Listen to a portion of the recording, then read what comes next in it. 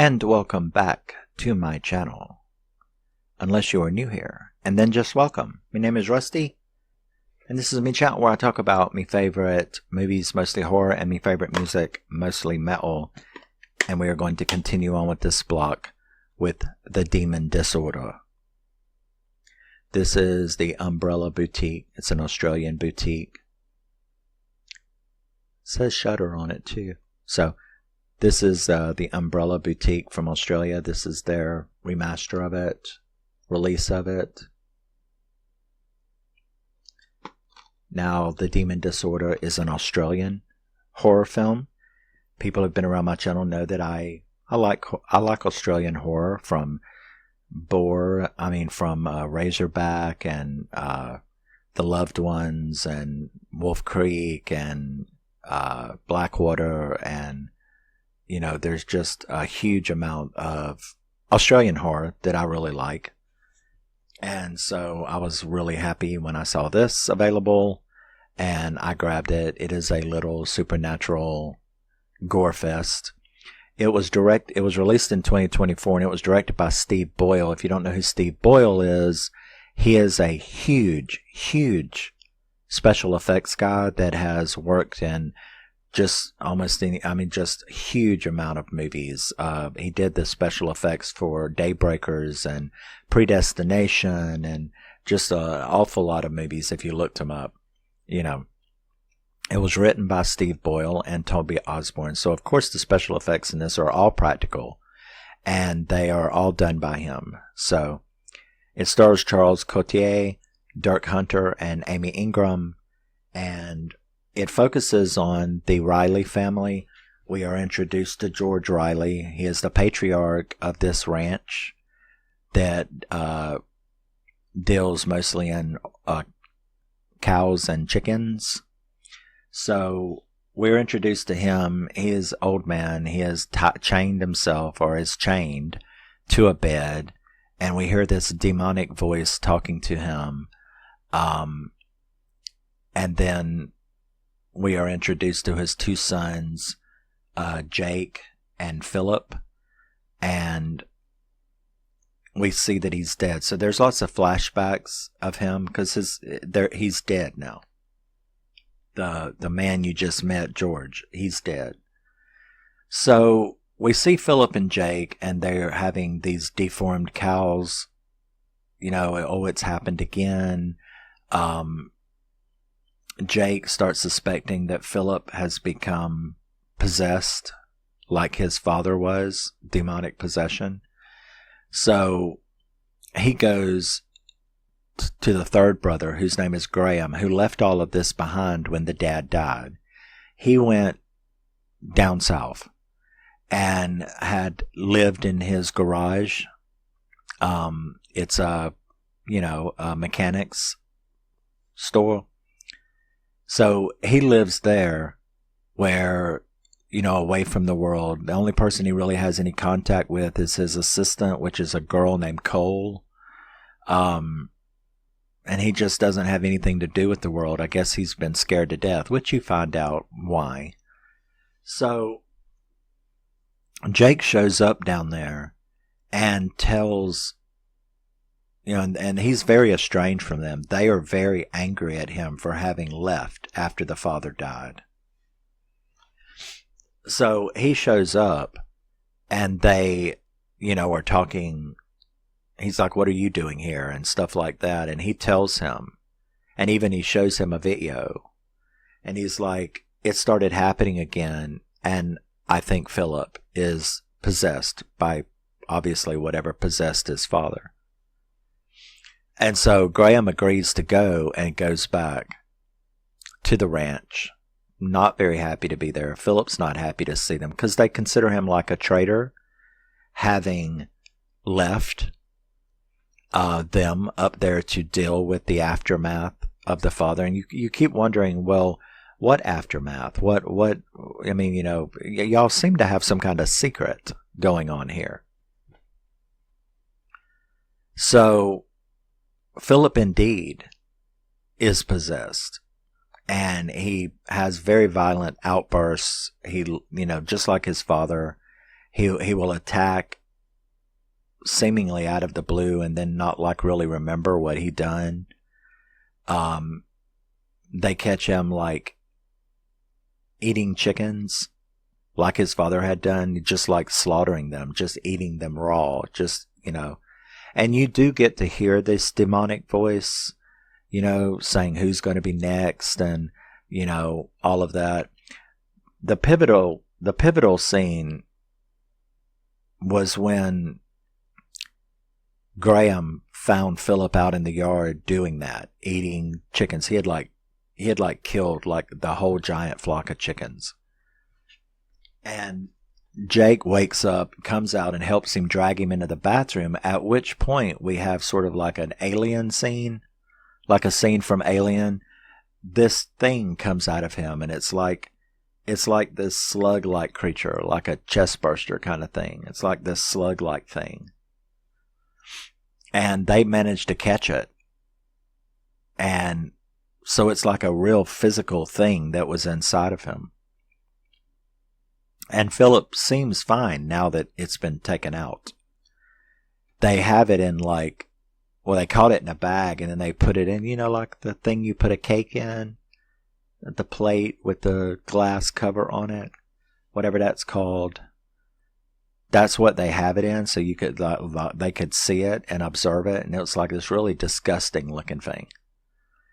But you could tell it was like a living thing of some kind of demon. So Philip starts suggesting that that's their dad, that's what their dad had in him, or dad turned into, or was turning into. So Graham decides to take Philip and leave, because there's like this big fight. I'm leaving stuff out, of course. You need to see it.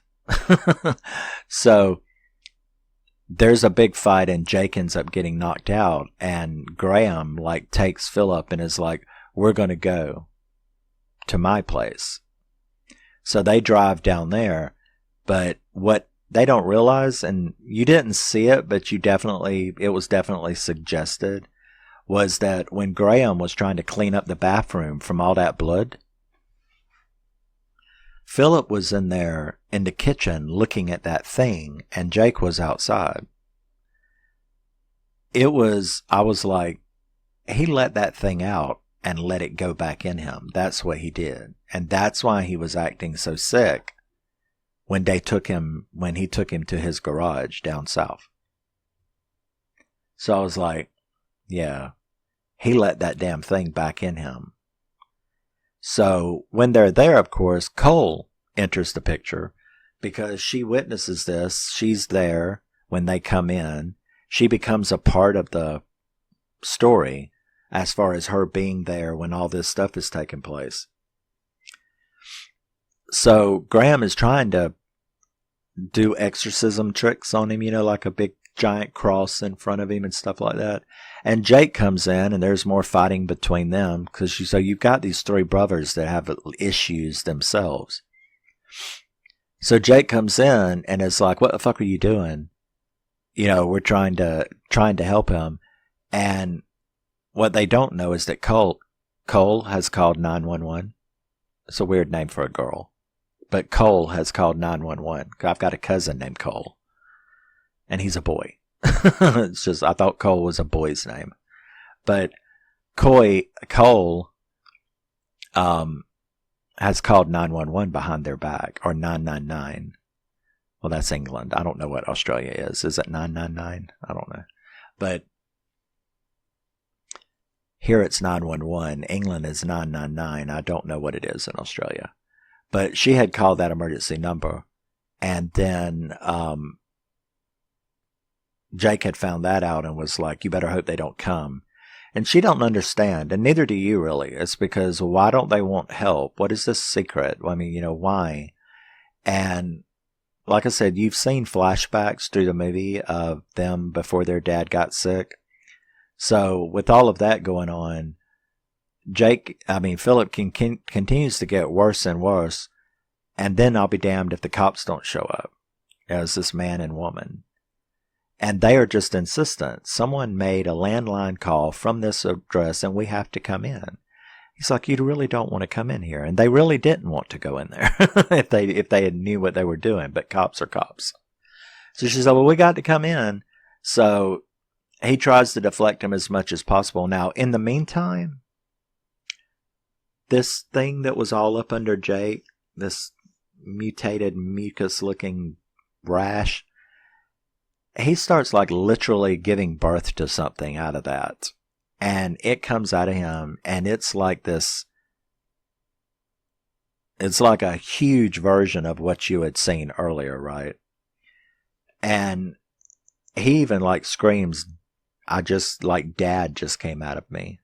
So they believe that this creature is either their dad or what their dad turned into, right? It's some kind of family demon thing. They don't never tell you, which is the only fault of this movie, in my opinion.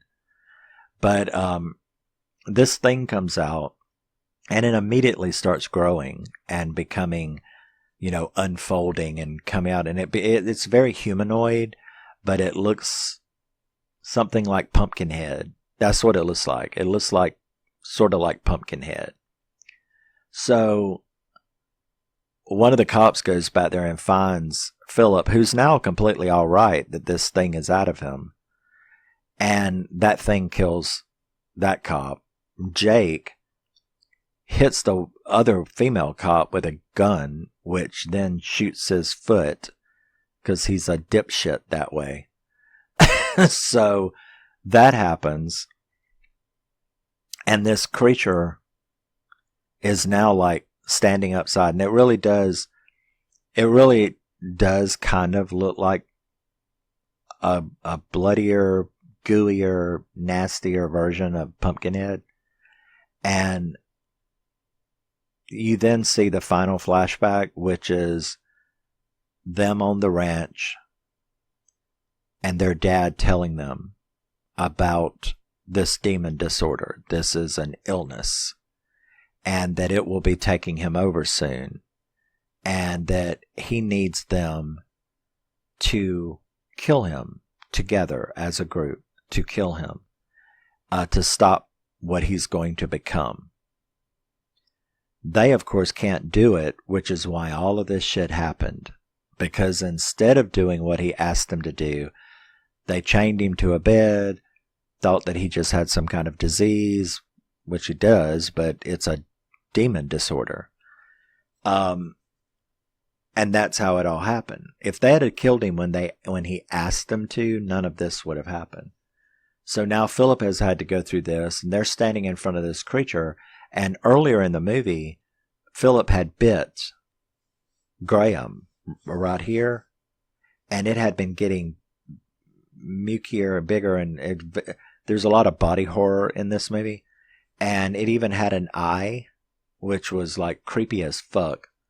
So,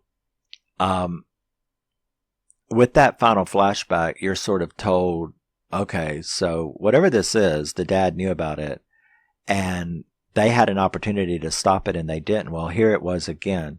So Graham took this opportunity and shot the dad in the head, or the creature in the head, which is supposedly the dad. And then he's going to, take care of them because, there's one in me now. And because there was no hope for his dad, he thinks the same about himself. So he's going to go in the room and top himself. He doesn't get the chance, though, because they run in, hold him down, and they literally rip this thing from him and rip this thing out of him. And it's like a really interesting little creature. It does look like a little alien, but it's got all of these tentacles like an octopus, like a squid. So Jake grabs it, throws it on the floor, and shoots it. So now, supposedly, because it had made another one through the bite from Philip, now they're supposedly all clean, and this is done. And then sirens, sirens, berries and cherries are coming down the road. Here comes the cops. What exactly can they explain? So, all four of them, Graham and Philip, Jake and Cole, they get into the Outback Jeep and they take off. It's like, where are we going? Well, away from that is where we're going. Just go. So they're going, and that's how the movie ends, except then it doesn't, because we're back at the ranch and we see one of those slug-like creatures crawling under the bed. And you're like, okay, well, whatever it is, there's still one. There's still one there. Obviously, they didn't go back to the ranch. They went wherever they went. But there is something there at this ranch. And then the movie goes off for real. And like I said, that's really the only flaw to me. This was like a fantastic movie. First of all, the special effects were fucking glorious and gross. And this guy did a really good job of making his own horror movie, which he could do his own expert special effects on. And I liked the story, but I was a little thrown. What'd I give it? Like a